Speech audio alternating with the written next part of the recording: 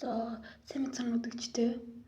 Өнөөдөр та бүхэнд нэг юм хэлэхэд та бүхэн нэг хүнийг ингэж дэмжээрэй. Тэр бол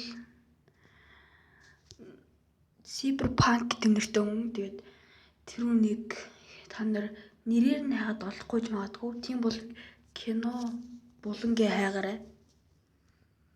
Тэгэхээр энэ гараад ирнэ. Энэ зөвлөлөө. Тэгээд энэ Cyberpunk гэж байгаа. Энэ дээр нь дараад одоо тэрний ингээд бичлэг нь байна. Та бүхэн хүнийг ороод дэмжээрэй. Тийм нэг бас нэг асуудал гарсан.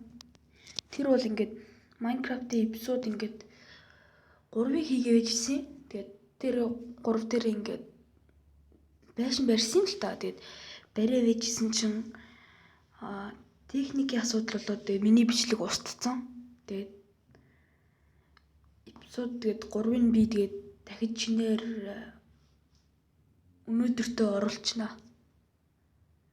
Тэгээд төвчээртэй анхааралтай хүлээгээл ээж байгаарай. За бай.